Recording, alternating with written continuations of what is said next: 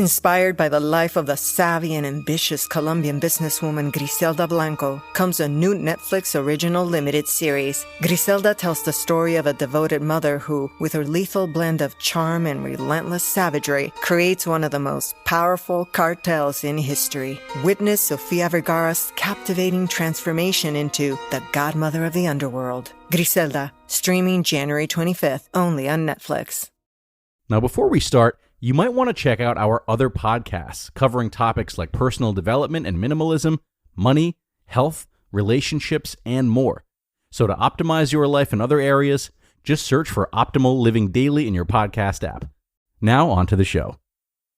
This is Optimal Relationships Daily, episode 2037, Traveling Taught Me How to Be a Parent on the Road, by Christine Gilbert with chrisguillebeau.com. Hello, everybody, and welcome back to ORD for another parenting episode. I'm your host and narrator, Greg Audino. Very thankful to have you here for another article that focuses on the parenting journey and how to make the most of yours. This one is definitely very unique and unlike the ones we usually share. I think you're going to like it a lot. So let's dive right in as we optimize your life. Traveling Taught Me How to Be a Parent on the Road, by Christine Gilbert with chrisguillebeau.com. I'm a writer and photographer who was trapped for years in the Ann Taylor-clad body of a corporate manager. Until one day, I did something completely ordinary, but entirely unexpected. I quit a very nice job and convinced my husband that we were moving overseas. Since then, we've reinvented our careers and lives at some point between wandering creatives and ill-equipped adventurers. We have two very American kids who have never lived in the U.S. Instead, they've grown up speaking Spanish and English, plus several other languages along the way, and sincerely believe that America is the place we go to get new iPads when they break. Which is true, actually. How did this all start? For me, it came when I landed my dream job. I got the big office with a view. I was clicking around Boston in my heels and using my corporate credit card to expense lunches. It was great. Except, of course, the catch. I was bored out of my mind. I'd reached the level in my career where I wasn't doing hands-on project work, and all I could see was an endless ladder of promotions and increasing distance from any of the real work. Then, about a year in, I couldn't sleep. I wasn't stressed out. I wasn't under a ton of pressure. I was just so unhappy that I could no longer close my eyes and drift off to sleep. I bought lavender oils and all-natural sleeping pills, but nothing worked. There was nowhere to go. If I didn't like this job, all I could hope for was slightly less impressive jobs at competing companies. My body was simply rejecting my life. I had no choice but to do something drastic. When I quit that corporate job, it was just a gesture, but an important one. It's not all about travel for me. I've chosen to be a seeker, to continually look for meaning in my life, to make everything from raising toddlers to building my business align with my core values, and to constantly challenge myself to try things that are just on the edge of my comfort zone. It is this sense of possibility that changes everything. And that gesture, all those years ago, shifted my thinking from a rigid place of set expectations to the expansive sense that anything was possible. To me, that's freedom. In the first year after Cole was born, we went everywhere. Because I was carrying around this big blue-eyed baby, people would flock to us, sometimes literally drawing crowds. Seeing how other cultures instinctively handled kids was so curious to me. In Thailand, they had this magical way of turning a crying baby around, trying to distract him. In fact, they didn't get mad when babies cried. They just handled it. I saw this in India too. The children didn't cry because they were always held, passed around from family member to family member. It changed how I thought about raising children. Instead of little creatures that needed to be sleep-trained or corrected, they were perfect the way they were, if only the people around them were flexible, giving, and present. They just wanted our attention. This became my framework, and it was reinforced in each country we visited. In Italy, I saw an old man yell at his neighbor and make wild gestures at him before storming off. A few minutes later, the kids were outside playing, and soon enough, a fight erupted and the kids yelled at each other in an almost identical way. Yet, in China, the children were so quiet and reserved, exactly like their parents. By traveling so much while my children were young, I was freed from any cultural expectations about parenting. Most parenting wisdom has an agenda. It's either designed to make some parents feel superior or designed to make parents feel less powerless. But we are powerless in many ways. That's what I've surrendered to as a parent. That no matter what we do, we end up raising kids who are just like us.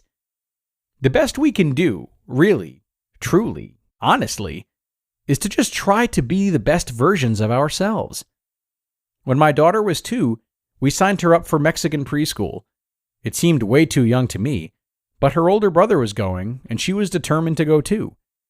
It wasn't until the school holiday season began, and they prepared for Mexican Independence Day, which is in September, that I saw the enormity of what she was taking on. There was my daughter, blonde, the only foreigner in the class, in an oversized red school uniform, singing a song in Spanish about the women of the revolution with her classmates in front of all the parents. And she knew the words and the dance. And my heart wanted to burst for her bravery and also the great gift she gave me by showing me a way into this culture. I felt like it spoke to every moment when I worried about saying the wrong thing in a foreign language, or I paused to make a new friend, or I held back at all because I wasn't sure. Here was my 2-year-old, fearlessly and open-heartedly embracing the moment, and just diving in. You just listened to the post titled, Traveling Taught Me How to Be a Parent, on the Road, by Christine Gilbert with chrisgillibo.com. Now, there's a lot of talk about New Year's resolutions right now, and most of them revolve around either a healthier lifestyle or freeing up some time for ourselves. Why not both? Get started on your resolutions with Factor, so you're ready for the new year. Factor's ready-to-eat meal delivery takes the stress out of meal planning and sets you up for success in the new year. Skip the grocery stores, prep work, and cooking fatigue. Instead, get chef-crafted, dietitian-approved meals delivered right to your door. With over 35 meals to choose from per week, including options like keto, calorie smart, vegan and veggie, and more, plus over 55 weekly add-ons, you'll have a ton of nutritious and flavorful options to kickstart your resolutions. And what I really like is that when things get hectic, Factor is flexible. Change your order up every week with plans from 4 to 18 meals per week, or pause or reschedule your deliveries anytime. So head to factormeals.com/optimal50, that's optimal50, and use code optimal50 to get 50% off. That's code optimal50 at factormeals.com/optimal50 to get 50% off. There are lots of ways to potentially boost your investments these days, and even more options on where to stash them. Make the smart move by transferring your brokerage account over to Robinhood. Whether you're transferring $1,000 or $2 million, don't miss out on Robinhood's offer for an unlimited 1% bonus on your assets. Unlimited, as in no cap. See why over 3 million people have rated Robinhood 5 stars on the App Store. Visit Robinhood.com/optimal to claim your bonus. Terms apply to the bonus. See full bonus terms at Robinhood.com. Investments offered through Robinhood Financial LLC. Investing is risky. And a great post from Christine today, which we thank her for. As a sucker for travel myself, I really, really liked this one and all the discussions of different cultures that it offered. And I feel like it's a really valuable post for parents because, we're often trying to be the best parents we can be. Yet, we often learn from not only practice, but also the ideas passed on to us from those in our circle.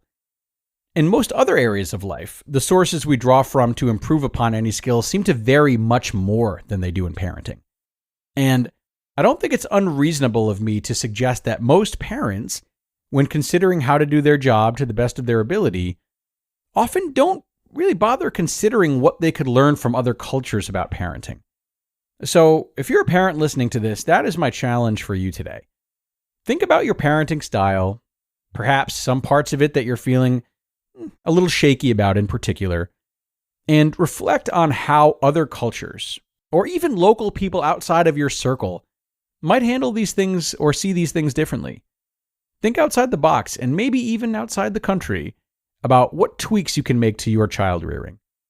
I'll leave you to it, everybody. It's time to get out of here and say goodbye to another episode of ORD. But I thank you for tuning in, parents, and I hope that you enjoyed this one. And of course, I encourage you to all come back tomorrow because there is going to be another article for you about how to optimize your parenting. I'll talk to you then, where your optimal life awaits.